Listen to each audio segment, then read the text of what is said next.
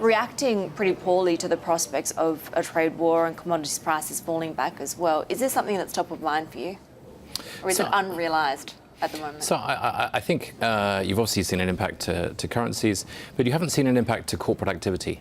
So you've seen in the coking coal space, which is obviously a key raw material for steel production, two huge deals this week. Rio Tinto have sold one very large underground operation and one very large open pit operation, both producing millions of tons of coking coal to two external parties and at very healthy prices. So I think from our space, the mining space, people are still acting in a manner which is positive for the commodity prices. For your business, it's not giving you pause as to what investments, what decisions you make at the moment?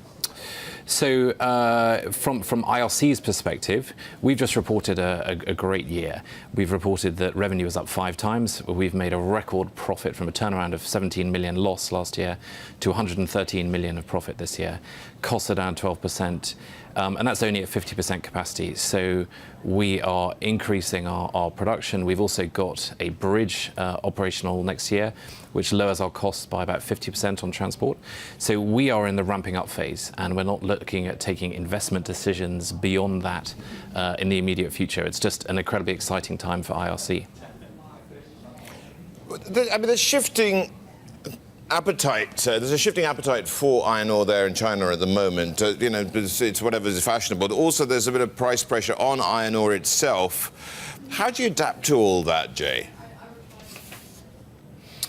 So, Rich, we're very fortunate being at the bottom end of the cost curve on a delivered basis. So from IRC's perspective, it is a simple phase at the moment where we are just grinding out iron ore, and we're grinding out a very healthy profit at this level.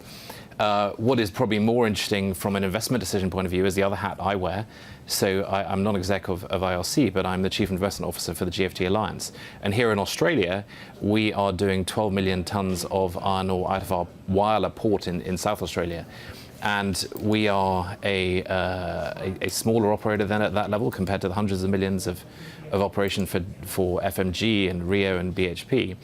And so we're having to be nimble, and we're having to focus on improving grade. So we've taken grade up from 58% to 61%, or just beneath 61, and that helps enormously. What you've seen in the iron ore market, as you talk about in price, is how the 62% standard grade has moved up and down, but your discount that you are receiving for that lower grade material has worsened a lot. So there are large producers of iron ore that are really suffering because of that.